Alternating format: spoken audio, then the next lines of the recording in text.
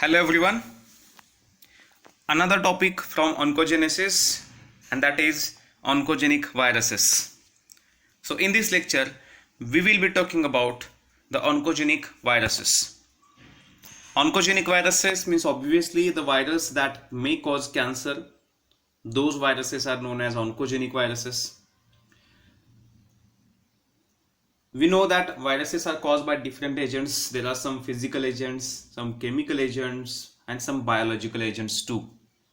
And those biological agents are nothing but viruses. So there are some viruses which are capable of oncogenesis. Oncogenesis means the process by which cancer is developed, or formation of cancer is called as oncogenesis.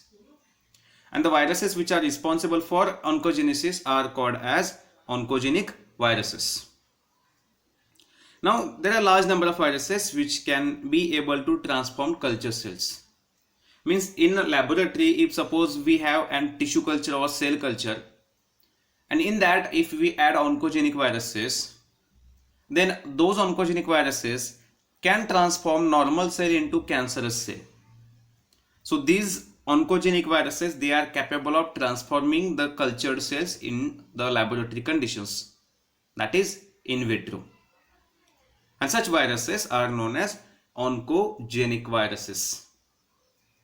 These oncogenic viruses, based upon their genome, they are classified into two categories: DNA tumor viruses and RNA tumor viruses. So obviously DNA tumor viruses means these are the viruses capable of inducing tumor, and they contain DNA as their genetic material. And RNA tumor viruses means these are also the viruses capable of inducing tumor, and they contains RNA as their genetic material. Okay, so viruses, oncogenic viruses are of two types: DNA tumor virus and RNA tumor virus. But most of the cancer in human being is caused by RNA tumor viruses. So mostly human cancer is associated with RNA tumor viruses or oncogenic RNA viruses. There are very few DNA tumor viruses known to cause cancer in human beings, but most of the viruses that are responsible for oncogenesis in human being are RNA tumor viruses. So today we will be talking about the DNA tumor viruses with the examples. These DNA tumor viruses, there are 5 groups of such DNA tumor viruses, and these DNA tumor viruses, they may cause cancer, are papoviruses. All these are DNA tumor viruses. So एकूण जे DNA असलेले oncogenic viruses आहेत त्यांना 5 कॅटेगरीमध्ये आपण study करतो, 5 ग्रुप्समध्ये study करतो, आणि हे 5 ग्रुप्स असे आहेत: पॅपोव्हायरसेस, पॉक्स व्हायरस, ॲडेनोव्हायरस. ॲडेनोव्हायरस हा ह्युमन बिंगमध्ये किंवा ॲनिमल्समध्ये कॅन्सर कॉज करत नाही, फक्त रोडंट एकच असा म्हणजे ॲनिमल्स ग्रुप आहे की ज्यांच्यामध्ये तो कॅन्सर कॉज करतो. Herpes viruses and hepatitis viruses, की जो ह्युमन बिंगमध्ये नॉर्मली लिव्हर इन्फेक्शन कॉज करतो, बट लेटर ऑन कॅन्सर होण्याची पॉसिबिलिटी सुद्धा असते. So these are the 5 groups of DNA tumor viruses. Of these 5 groups of DNA tumor viruses, especially papoviruses are associated with human cancer. Papoviruses is associated with many animal cancers, variety of animal cancers. So they can induce tumor in variety of animals. And that's why we are going to discuss papoviruses first. So हे 5ही groups आपण discuss करणार आहे. त्याचं structure आणि कुठल्या प्रकारचं cancer ते cause करतात हे आपण डिस्कस करणार. Starting with papova viruses. The name papova, actually this name papova, it is derived from the first 2 letters of 3 viral prototypes. जसं आपण बॅक्टेरियामध्ये बघतो की बेसिक टॅक्झोनॉमिक रँक ही स्पेसीज असते, but species they shows variation based upon morphology, त्याला आपण morphovar म्हणतो. Species showing variation based upon biochemical characteristics, त्याला आपण बायोवार म्हणतो. सिरियोलॉजिकल कॅरेक्टरिस्टिक्स आपण सिरोवार म्हणत असतो. सो बॅक्टेरियल किंवा अदर जे आपण क्लासिफिकेशन बघतो त्यामध्ये आपण स्पेसिसपेक्षाही बॉटमला अजून एक रँक बघतो, त्याला स्ट्रेन म्हणतो आपण. आणि या वेगवेगळ्या प्रकारच्या सिरोटाइप्स, मॉर्फोवार्स किंवा बायोवार्स असू शकतात. त्या स्ट्रेनला इक्विव्हॅलंट व्हायरसेसमध्ये प्रोटोटाइप्स म्हणतात. म्हणजे जसं स्पेसिस नंतर बॉटमची रँक ही स्ट्रेन असते, सिमिलरली व्हायरसेसमध्ये equivalently prototypes is used. So 3 viral prototypes are there, and these are rabbit papilloma viruses, polyoma viruses and simian vacuolating viruses. हे तीनही पॅपोव्हायरसेस आहेत. तीनही पॅपोव्हायरसचे प्रोटोटाइप्स आहेत, म्हणजे आपण त्यांना स्ट्रेन म्हणूया. एक्झाम्पल, एक्झॅक्टली स्ट्रेन असं मिनिंग होत नाही, बट आपण तसं अज्युम करूया. रॅबिट पॅपिलोमा मधून PA घेतला. ओके, पॅपोवा बघतो आपण, the how exactly papova word is derived. So rabbit papilloma मधून PA, पॉलिओमा मधून PO and simian vacuolating virus, की जो एक मंकीमध्ये कॉज करणार, आफ्रिकन मंकीमध्ये इन्फेक्शन कॉज करणार व्हायरस आहे. या सिमियन व्हॅक्युलेटिंग व्हायरसचा VA. So it forms PA from rabbit papilloma, PO from polyoma and simian vacuolating मधून VA, and that is nothing but papova. So the name Papoa, it is derived from 3 viral prototypes: rabbit papilloma virus, polyoma virus, and simian vacuolating viruses. These Papoa viruses, they belongs to the family Papoaviridae. Viridae एक suffix use केला जातो virus family indicate करण्यासाठी. So Papoa viruses, they belongs to the family Papoaviridae. And these Papoaviridae family, it contains 2 genus, papillomavirus and polyomavirus. So या फॅमिलीमध्ये हे 2 genus आहेत. पॅपिलोमाव्हायरस हा एक जीनस झाला आणि पॉलिओमाव्हायरस हा दुसरा जीनस आहे, की जो या पॅपोआविरिडी फॅमिलीमध्ये येतो. आणि हा जो आहे SV40 व्हायरस म्हणजे सिमियन व्हॅक्युलेटिंग 40 व्हायरस, हा जो व्हायरस आहे हा आता या पॉलिओमा व्हायरस जीनसमध्ये प्लेस केला गेला. So 2 genus are there, papilloma virus की ज्याच्यामध्ये रॅबिट पॅपिलोमा व्हायरस येतो, पॉलिओमा व्हायरस आणि simian vacuolating virus 40 SV40 virus सुद्धा या पॉलिओमा व्हायरस जीनसमध्येच इंट्रोड्यूस किंवा इन्क्लूड केला गेला आहे. All the papova viruses means all viruses from this family, papovaviridae फॅमिलीमध्ये सगळे व्हायरसेस, मग ह्या पॅपिलोमा जीनस असू दे किंवा पॉलिओमा जीनस असू दे, all of them are having naked icosahedral capsid. Naked आहे याचा अर्थ they do not contain envelope and the capsid is icosahedral and the genome is circular double stranded DNA molecule. So they are having naked icosahedral capsid with circular double stranded DNA as their genetic material. They can infect human being as well as they are also known to infect other mammals too, and their size ranges from 45 to 55 nanometer diameter. कारण हे इकोसाहेड्रल आहे त्यामुळे appearance त्याचा spherical असतो आणि म्हणून आपण त्यांची साईज ही डायमीटर मध्ये बघत असतो. Average diameter is 45 to 55 nanometer is the diameter of papova viruses. The first genus, आता या पॅपोवा व्हायरसमध्ये आपण 2 जीनस बघतोय, पॅपिलोमा व्हायरस आहे आणि पॉलिओमा व्हायरस आहे. त्यातला पहिला आपण आता स्टार्ट करतोय, that is papilloma viruses. Papilloma viruses again they are naked icosahedral capsid with circular double strand DNA, जे आपण आताच बघितलं. Their size is 55 nanometer in diameter and they have 72 capsomers. Polyoma व्हायरसमध्ये सुद्धा 72 कॅप्सुमर्स असतात, पॅपिलोमा व्हायरसमध्ये सुद्धा 72 कॅप्सुमर्स असतात. आणि त्याचा जो कॅप्सिड आहे, इकोसाहेड्रल कॅप्सिड आहे, त्या कॅप्सिडमध्ये 2 इम्पॉर्टंट प्रोटीन्स असतात. So it contains 2 very important proteins in the capsid as L1 protein which is called L1 major protein and L2 protein which is an L2 minor protein. So capsid contains 2 proteins, L1 and L2 protein. हे त्याच्या capsid मधले proteins आहेत. L1 जो protein आहे याचा role काय असतो तर it is responsible for attachment purpose. जेव्हा व्हायरस हा ॲनिमल सेलला इन्फेक्ट करणारा इन्फेक्शनच्या वेळी जे पहिली स्टेप असते attachment, So for attachment, this protein is very important. It plays really important role, and that is L1 protein, which binds to the receptor on the cell surface. आणि हा जो आहे second L2 protein is involved in the penetration of virus particles. So अटॅचमेंटसाठी L1 major protein and L2 it is responsible for penetration of viruses inside the host cell. They contain circular double-strand DNA, and that DNA is approximately 8 kilobase pair long. So it contains 8 kilobases, and the molecular weight is 5 into 10 raised to 6. Molecular weight is 5 into 10 raised to 6 Dalton. This is the molecular weight of genome. Okay, so this is the molecular weight of genome, which is the circular double-strand DNA having 8 kilobases. Now these papillomaviruses, they induces tumor in the natural host. आता natural host म्हणजे आपल्याला माहिती आहे की जो virus आहे एखादा virus multiple ॲनिमलमध्ये infection cause करतो, पण त्याचा नॅचरल एक होस्ट ॲनिमल असतो कुठला तर टिपिकल, की ज्यामध्ये तो इझिली मल्टिप्लाय होतो. त्याचं एक्झाम्पल आहे पॅपिलोमा व्हायरसचा नॅचरल होस्ट आहे rabbit. Okay, so it can infect rabbit, त्याला आपण रॅबिट पॅपिलोमा व्हायरस म्हणतो. So natural host of papilloma virus is rabbit, in which it can form tumour.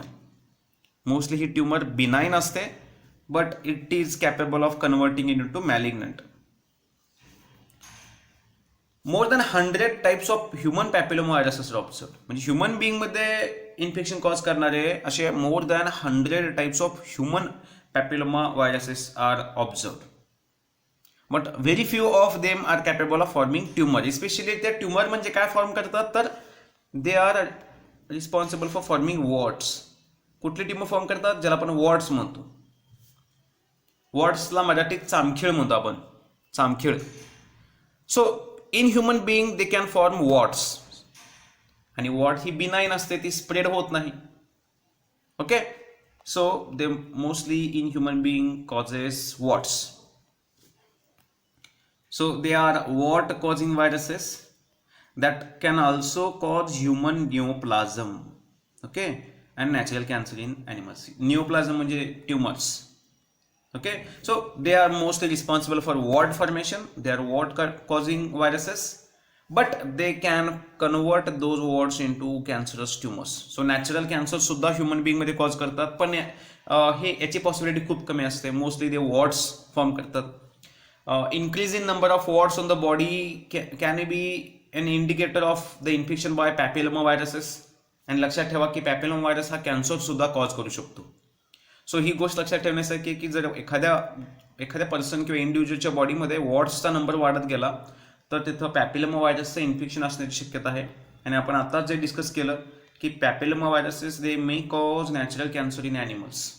So if we observe such sudden increase in number of warts, the proper treatment should be taken. The warts are usually benign. जसं मी सांगितलं की हे जे warts आहेत हे benign असतात, localise राहतात, नॉन कॅन्सरस असतात. बट हे पण लक्षात ठेवा की कुठलीही बिनाइन ट्यूमर असू दे, कोणतीही ट्यूमर बॉडीमध्ये तयार झाली की जी बिनाइन असते, एक्झाम्पल की एखादं सपोज बॉडीमध्ये हातावर एखादी ट्यूमर फॉर्म झाली असेल आणि ती तिथंच आहे आपल्याला दिसते, बट याचा अर्थ असा नाही की ती नेहमी बिनाइन राहणार आहे. Most of the benign tumour may get converted to malignant tumours. So warts which are formed on the skin they may get converted to malignant carcinomas. That's why if we find sudden increase in number of warts, it is absolutely required to have a proper treatment and diagnosis. Okay. The wart formation by papilloma is mostly observed in patients with epidermodysplasia verruciformis. Epidermodysplasia verruciformis, it is a type of skin disorder. Skin disorder हा hereditary, actually hereditary genetic disorder हा skin disorder, की ज्याच्यामध्ये skin carcinoma होण्याची possibility खूप जास्त असते. So the patient who is suffering from epidermodysplasia verruciformis, they are at high risk of wart formation by papilloma viruses. आणि ते जे वॉर्ड्स आहेत ते नंतर स्किन कार्सिनोमामध्ये सुद्धा कन्वर्ट होऊ शकतात. एक लक्षात घ्या की जेव्हा हा वर्ड यूज केला जातो डिस्प्लेसिया, सो डिस्प्लेसिया काय इंडिकेट करते, ते dysplasia indicates and pre cancerous state. Dysplasia काय इंडिकेट करते, तर प्री कॅन्सरस म्हणजे कॅन्सरच्या आधीची स्टेट, अजून कॅन्सर नसतो पेशंटला, काही लिजन्स ऑब्झर्व केले जातात किंवा काही ॲबनॉर्मॅलिटीज इन टिश्यूज ऑब्झर्व केले जातात. एखाद्या पर्सनची बायोप्सी घेतली जाते आणि मग ती बायोप्सी ॲनाटॉमिकल स्टडीसाठी पाठवली जाते आणि आपण बघितलं कॅरेक्टरिस्टिक्स ऑफ कॅन्सर सेल की साईज, शेप, स्केलेटन आणि मल्टिपल कॅरेक्टर्स चेंज होतात, ते ऑब्झर्व केलं जातं. जेव्हा एखाद्या पर्सनला डिस्प्लेसिया आहे हे कन्सिडर होतं, तर याचा अर्थ की that is a pre cancer stage which may later on get converted to cancerous if treatment is not taken. They are also associated because these papillomaviruses, they are found to be associated with human penile carcinoma, human uterine carcinoma as well as cervical carcinoma. So human मध्ये बघायचं झालं तर पॅपिलोमावायरस काय काय करू शकतो, तर human penile carcinoma, uterine carcinoma and cervical carcinoma cause करू शकतो. Especially the prototype HP16 and HP18, they are responsible for cervical carcinoma. So human cervical carcinoma are mostly caused by human papilloma 16 or human papilloma 18 viruses. Okay, now multiplication. आता multiplication हा important किंवा आपला point of focus नाही आहे, but आपण ब्रीफमध्ये multiplication बघणार आहे त्याचं. How exactly papilloma viruses multiplies. The thing about multiplication that you have to remind is the site. कुठं मल्टिप्लाय होतात व्हायरसेस किंवा पॅपिलोमा व्हायरसेस, सो ते multiplies in the keratinocytes. Keratinocytes या सेल्स असतात ज्या इपिडर्मल लेअरमध्ये प्रेझेंट असतात आपल्या स्किनवर, किंवा they are found in the outer layer of skin और they are found in the mucosal surface of genital organs, anus and mouth. So हे जे सगळे ऑर्गन्स आहेत याच्या भोवती जे इपिडर्मल लाइनिंग असतं तिथं या सगळ्या सेल्स असतात. कुठल्या सेल्स, केराटिनोसाइट्स. आणि या केराटिनोसाइट्स हेअरमध्ये जो केराटिन आहे ते केराटिन सिंथेसाइज करतात. Okay, so that's why they are observed in the multiple organs, especially in the skin. आणि या ठिकाणी ते काय करू शकतात, they may form warts. So how और where does papilloma viruses multiplies? The answer is they multiplies into the keratinocytes which are present into the epidermal layer of skin, or they are present in the mucosal layer of genital organs, anus as well as mouth. आता keratinocyte मध्ये ते multiply कसं होतं तर in brief आपण बघणार आहे multiplication. So papilloma viruses they enters. How does they enters? So they enters through the wound. जर एखाद्या ठिकाणी इंजुरी असेल, मेकॅनिकल डॅमेज असेल किंवा वुंड फॉर्मेशन असेल, so through the wound the virus enters, or through the mucosal surface virus gets introduced into the keratinocytes. ज्या स्किनवर आपल्याकडं म्हणजे आपल्या ज्या स्किनवर काय प्रेझेंट आहेत, केराटिनोसाइट्स असतात, या टिपिकल केराटिन सिंथेसायझिंग सेल्स आहेत. सो जेव्हा स्किनवर एखादी डॅमेज होते, इंजुरी होते, through that damage, through that wound virus gets introduced in to the keratinocyte. Once it gets introduced, then the protein, major protein, L1 protein, it attaches to the receptor site. Cell सरफेसवर जे receptor आहेत, specially receptor काय आहेत तर sulphated sugars. Okay, so ज्या sulphated sugars आहेत cell सरफेसवर त्याला L1 प्रोटीन हा अटॅच करतो.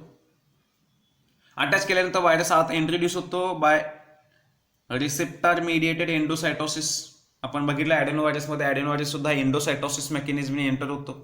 सो एकदा अटॅच झाला की व्हायरस मग एंगल्फ केला जातो, दॅट इज कॉल्ड वायरोपेक्सिस, किंवा त्याला आपण एंडोसायटोसिस सुद्धा म्हणतो.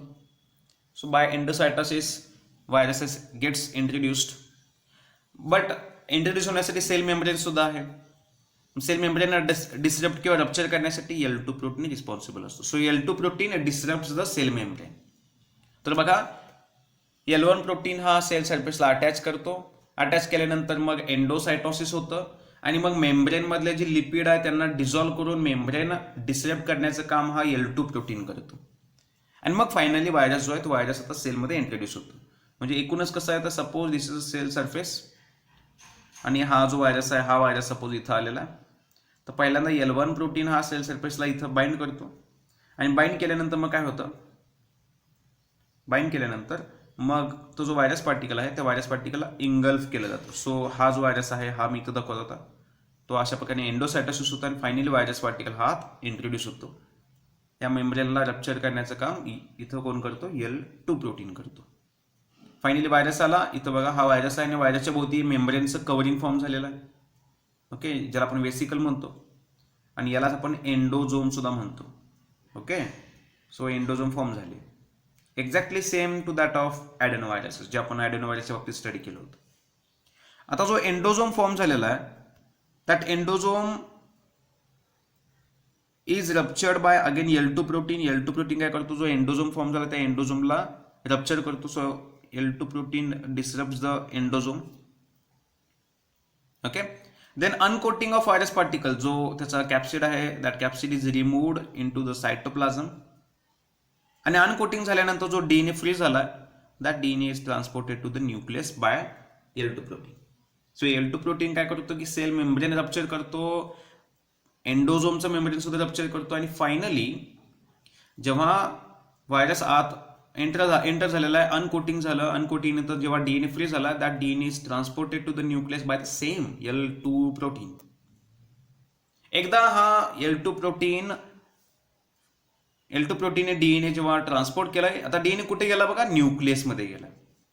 एकदा न्यूक्लियसमध्ये हा DNA गेला की मग अर्ली जीन एक्सप्रेशन होतं आणि अर्ली जीन एक्सप्रेशन झाल्यानंतर दोन प्रोटीन्स फॉर्म होतात आणि those are E1 and E2. So early gene expression involves expression of E1 and E2 genes आणि E1 आणि E2 जीन पासून जे प्रोटीन्स तयार होतात ज्यांना आपण E1 and E2 प्रोटीन्स म्हणतो. हे काय करतात, very important thing. Okay, E1 and E2 proteins they maintains the viral in episome state. Episome state हे दोघं काय करतात, व्हायरसला इपिझोम स्टेटमध्ये मेंटेन करतात. एपिझोम म्हणजे काय तर आपण हे बऱ्याच वेळा स्टडी केलेलं असतं बॅक्टेरियल कॉन्ज्युगेशनमध्ये. तर बघा ही होस्ट सेल आहे, व्हायरस आता एंटर झालेला आहे आणि आता व्हायरस आता जिनोममध्ये सुद्धा गेला आहे. So suppose this is a nucleus आणि या न्यूक्लियसमध्ये इथं या होस्ट सेलचा ॲनिमल सेलचा DNA आहे, क्रोमोझोम आहे आणि आता तिथं कोण आला आहे, व्हायरसचा DNA सुद्धा आला आहे. So this is a virus DNA. मग हा व्हायरस DNA हा काय करतो, it gets integrated in to the host DNA. जसं लॅम्बडा लायसोजिनमध्ये बघितलं आपण, लॅम्बडा फारचा जिनोम जो होस्टच्या जिनोममध्ये इंटिग्रेट होतो, सिमिलरली इथं सुद्धा हा जो जिनोम आहे हा जिनोम होस्टच्या जिनोममध्ये इंटिग्रेट होतो आणि इंटिग्रेट झाल्यानंतर आपल्याला एक रिकॉम्बिनंट DNA दिसणार असं. So we will have a DNA like this आणि याच्यामध्ये हा व्हायरसचा DNA.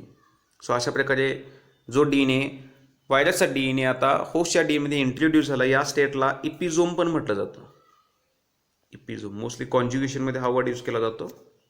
सो इपिझोम म्हणजे अशा पद्धतीनं हा व्हायरसचा जिनोम इथे राहतो आणि हा सेव्हरल डेकेड्सपर्यंत आहे त्या स्टेटमध्ये राहू शकतो. It can remain as it is for several decades in to the host genome.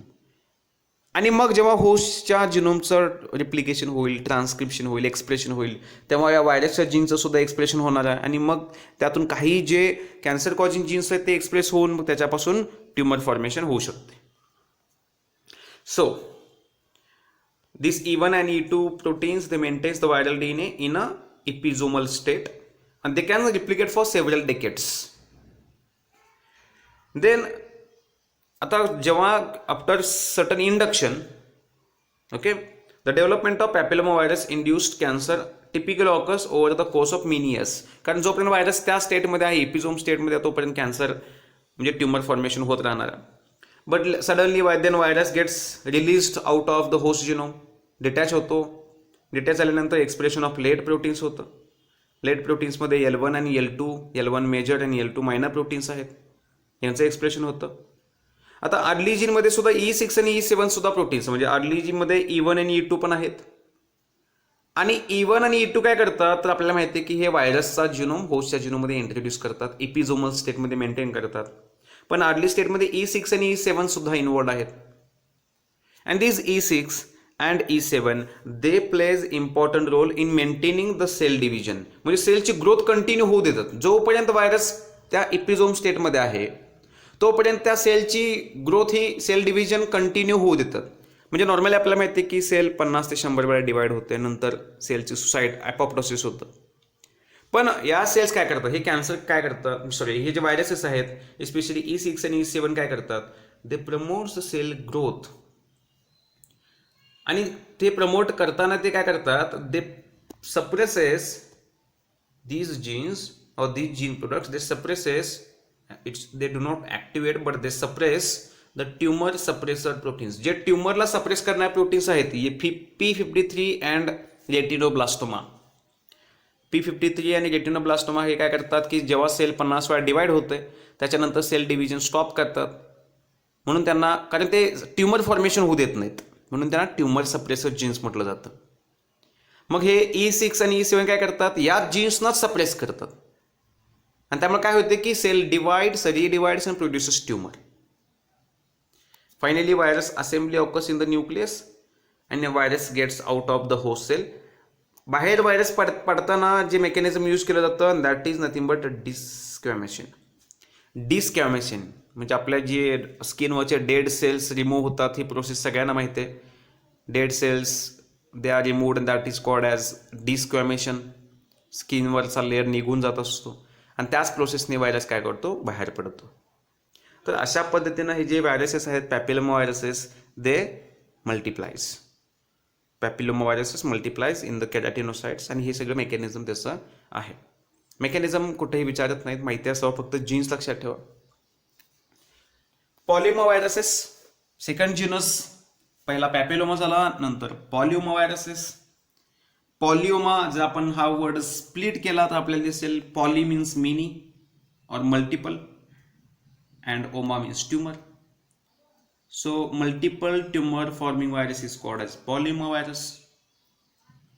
Again, because they are from Papuaviridae family, they are small, naked, icosahedral viruses with circular double-stranded DNA as their genome. Same exactly जसं आपण आधी बघितलेलं आहे. Size 45 nanometre. Papilloma virus 55 nanometre, papovavirus 45 nanometre. हां, आता जसं आपण बघितलं की पॅपिलोमा व्हायरसमध्ये L1 आणि L2 प्रोटीन असतो, तसा इथं कोण असतो, here in this case of polyoma there are VP1, VP2 and VP3. हे तिन्ही कोण आहेत, तर these are proteins which are called as capsid proteins. आणि यातलं जे VP2 आणि VP3 आहे they plays important role in uncoating of virus particles. VP2 आणि VP3 जे कॅप्सिडमध्ये प्रेझेंट आहेत हे अनकोटिंगसाठी रिस्पॉन्सिबल असतात. Polyoma viruses they encodes and T antigen. एक प्रोटीन तयार करतात ते, स्पेशली अर्ली जीन एक्सप्रेशन जेव्हा होतं तेव्हा एक प्रोटीन तयार होतो आणि that protein is called as a T antigen. आणि हा जो टी अँटीजन आहे हा ॲक्च्युली ट्रान्सफॉर्मेशनमध्ये इन्व्हॉल्व असतो. नॉर्मल सेलचं कन्व्हर्जन कॅन्सर सेलमध्ये करण्यासाठी T stands for tumour antigen. आणि हा ट्यूमर अँटीजन ट्रान्सफॉर्मेशन पण करतो, कॅन्सर कॉज करण्यासाठी सुद्धा रिस्पॉन्सिबल आहे. But early gene to late gene जे ट्रान्झिशन असतं, early gene expression to late gene expression transition, it is also mediated by T antigen. So T antigen it is responsible for early gene to late gene transition.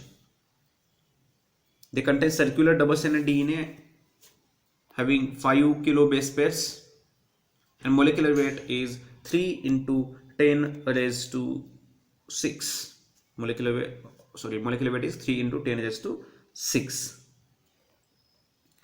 Now the natural host of polyomavirus is mouse. Naturally ते Mouse मध्ये infection cause करतात, त्यांचा हा natural host आहे Mouse. पण महत्वाची गोष्ट अशी आहे की माऊसमध्ये ते कॅन्सर कॉज करत नाहीत. माऊसमध्ये ते मल्टिप्लाय होऊ शकतात, एकाचे अनेक व्हायरस पार्टिकल प्रोड्यूस करू शकतात, but they can not induce tumour in the mouse. Okay, मग ट्यूमर किंवा कॅन्सर कुठं फॉर्म करतात ते लॅबोरेटरी कंडिशनमध्ये. Whenever we provide cultured cells in to the laboratory conditions they can cause or they can be responsible for transformation of those tumors or those cultured cells. Polyomaviruses are of two. There are two examples of polyomaviruses. JC virus. JC virus, it is isolated from progressive multiple leukoencephalopathy. Progressive multiple leukoencephalopathy. Encephalopathy म्हणजे degeneration of brain is called as encephalopathy. So multiple or progressive multiple encephalopathy, it is the condition in which inflammation is observed in the brain. Okay, here in this condition inflammation in the brain is observed, or inflammation in the central nervous system is observed. So JC virus, which is an example of polyomavirus, it is isolated from the patient who is suffering from PML, progressive multiple leukoencephalopathy. या patient मधून JC virus isolate केला गेला. मग असा exactly माहिती नाही, but असं अजून केलं जातं की हा JC व्हायरसच इथं PML कॉज करतो, because it is isolated from many PML suffering patients. Second example आहे BK virus. BK virus is isolated from kidney transplant patient. कारण किडनी ट्रान्सप्लांट पेशंट मध्ये किडनी ट्रान्सप्लांट करताना इम्युनिटी सप्रेस केली जाते, आणि मग अशा इम्युनॉलॉजिकली सप्रेस्ड पेशंट मधून बीके व्हायरस आयसोलेट केला गेला. म्हणजे आपण त्यांना म्हणू शकतो की हा एक प्रकारचा अपॉर्च्युनिस्टिक पॅथोजन म्हणू शकतो आपण याला, कारण सप्रेस्ड इम्युनॉलॉजिकली कॉम्प्रोमाइज पेशंट मध्ये मधून हा आयसोलेट केला जातो. But recently it is isolated from human prostate cancer. आता आयसोलेट केला बघा, ह्युमन प्रोस्टेट कॅन्सर पेशंट मधून हा आयसोलेट केलाय, अशा अनेक पेशंट मधून आयसोलेट केलाय, पण एक्झॅक्टली हाच व्हायरस त्या प्रोस्टेट कॅन्सरसाठी रिस्पॉन्सिबल असतो का हे आयडेंटिफाय करता आलेलं नाहीये. पण असं अज्युम केलं जातं की might be BK virus is responsible for human prostate cancer. Multiplication बघूया आपण याचं पुन्हा एकदा. We will have a brief look at the multiplication cycle, multiplication of polyomaviruses. Polyomaviruses, they enters through the wound into the tissues. Similarly जसं आपण बघितलं की papilloma virus सुद्धा wound असेल किंवा मेकॅनिकल डॅमेज असेल त्यातून एंटर होतात, त्याच पद्धतीनं polyomavirus they also enters through the wounds into the tissues. After the entry, the protein VP1 जो कॅप्सिड प्रोटीन आहे, it attaches to the sialic acid on the cell surface. Cell surface was sialic acid is a receptor site. So receptor site for papillomavirus is sulfated sugars, for polyomavirus is sialic acid. आणि आपल्याला माहिती आहे की polyomavirus हा जो genome आहे याच्यामध्येच SV40 virus पण येतो, आणि या SV40 व्हायरस साठी रिसेप्टर आहे MHC1. सो हे लक्षात ठेवा, polyomavirus साठी रिसेप्टर साइट आहे सियालिक ऍसिड आणि SV40 व्हायरस साठी रिसेप्टर साइट आहे MHC1. So VP1 protein from virus capsid attaches to the sialic acid on the cell surface. Then after attachment, then VP2 and VP3 they facilitates the uncoating. Attachment झाला की virus endocytosis ने आत येतो. Same by endocytosis virus enters the host cell. आत आल्यानंतर uncoating होतं, capsid protein सगळे remove करण्याचं काम VP2 आणि VP3 करत असतात. एकदा कॅप्सिड प्रोटीन्स रिमूव्ह झाले की व्हायरसचा जिनोम हा फ्री होतो. अनकोटिंग कुठं होतं तर uncoating occurs in the nucleus. So virus आला आहे तसाच तो ट्रान्सपोर्ट केला गेला न्यूक्लियसमध्ये. न्यूक्लियसमध्ये गेल्यानंतर कॅप्सिड रिमूव्ह झालं, DNA फ्री झाला. DNA फ्री झाल्यानंतर अर्ली जीन एक्सप्रेशन होतं. अर्ली जीन एक्सप्रेशन मध्ये कुठला प्रोटीन फॉर्म होतो इथं तर T antigen. So T antigen, T gene is expressed, T antigen is formed, that is tumor protein, that is tumor antigen is formed, and this tumor antigen it may transform the cells. म्हणजे हे काय करू शकतो, normal सेलचं conversion cancerous sale मध्ये करू शकतो. So T antigen is an tumor associated antigen isolated from the polyomaviruses. T antigen also responsible for induction of late gene expression. So early gene expression to late gene expression transition so that T antigen करतो.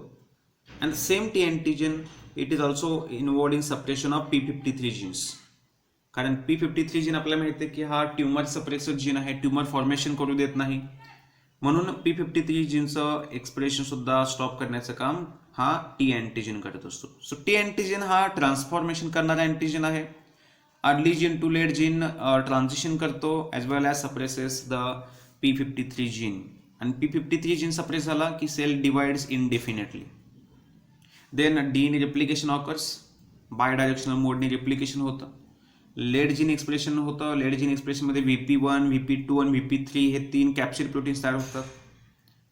Finally assembly occurs in the nucleus. And viruses, specially polyomaviruses, they gets released out of the host cell through budding out mechanism. म्हणजे ज्या पद्धतीने एंडोसायटोसिसने आत आले त्याच पद्धतीनं एक्झोसायटोसिस, म्हणजे ज्याला आपण बडिंग आउट मेकॅनिझम म्हणतो, त्या बडिंग आउट मेकॅनिझमने ते बाहेर पडतात. और they may cause lysis of the host cell. So release of polymovirus occurs either through budding out mechanism or they can cause lysis of the host cell. So this is the second polymovirus. तर हे बघा, आपण पहिला virus DNA tumour व्हायरसचे 5 categories आहेत, 5 groups आहेत. Papovavirus आहे, pox virus, adeno virus, herpes virus आणि हेपॅटायटिस व्हायरस. त्यातला पहिला पॅपोवा स्टडी करतो आपण. पॅपोवामध्ये 3 प्रोटोटाइप्स आहेत. त्यातला आपण पहिला बघितला पॅपिलोमा, मग आपण पॉलिओमा स्टडी केला. And third we will discuss is simian vacuolating 40 virus, which is also called as SV40 virus, commonly known as SV40 virus. SV40 virus एक प्रकारचा डीएनए ट्युमर व्हायरस आहे. पॅपोवा विरिडी फॅमिलीमधला virus आहे. It is the most thoroughly studied oncogenic DNA virus. SV40 virus is the most thoroughly studied oncogenic DNA virus. Oncogenic DNA virus जेवढे आहेत त्यात सगळ्यात जास्त डिटेल स्टडी कोणाचा झाला असेल तर तो SV40 व्हायरसचा आहे, सिमियन व्हॅक्युलेटिंग 40 व्हायरसचा आहे. याचा नॅचरल होस्ट आहे मंकी, कारण सिमियन एक मंकीचे टाईप आहे, आफ्रिकन मंकी आहे सिमियन. त्यांच्यामध्ये व्हॅक्युअल्स फॉर्म करतो म्हणून त्याला सिमियन व्हॅक्युलेटिंग व्हायरस म्हणतो. त्याचा नॅचरल होस्ट आहे monkeys. But dear friends, it do not induce tumor in the monkeys. मंकीमध्ये तो ट्युमर इंड्यूस करत नाही, तर कोणामध्ये करतो? रोडंट्समध्ये आणि juvenile hamster. Juvenile hamster means newborn hamsters. So it do not induce tumor in the monkeys but can induce tumor in the experimental rodents as well as in the newborn hamsters. जेव्हा हा जो virus आहे या व्हायरसचं contamination observe केलं गेलं, Salk polio व्हायरसच्या against जे vaccine तयार केलं गेलं, ज्याला साल्क पोलिओ वॅक्सिन आहे, त्या वॅक्सिनमध्ये SV40 व्हायरसचं कंटॅमिनेशन ऑब्झर्व केलं गेलं. आणि असं वॅक्सिन, कंटॅमिनेटेड वॅक्सिन लोकांना दिलं सुद्धा गेलं. बट कुठल्याही वॅक्सिनेटेड पर्सनमध्ये ट्युमर फॉर्मेशन ऑब्झर्व केलं गेलं नाही, कारण त्या वॅक्सिनमध्ये हा व्हायरस होता, कंटॅमिनेशन झालं होतं, पण तरी देखील कोणामध्ये हे ट्युमर फॉर्म झाले नाही. आणि म्हणून त्यावरून कन्क्लुजन असं निघलं की SV40 व्हायरस हा ह्युमनमध्ये सुद्धा ट्युमर फॉर्म करत नाही. So it induces tumour only in some rodents and in juvenile hamsters. So this is the first group of DNA tumour viruses, that is papova viruses. Remaining DNA tumour viruses we will discuss in next lecture. Thank you.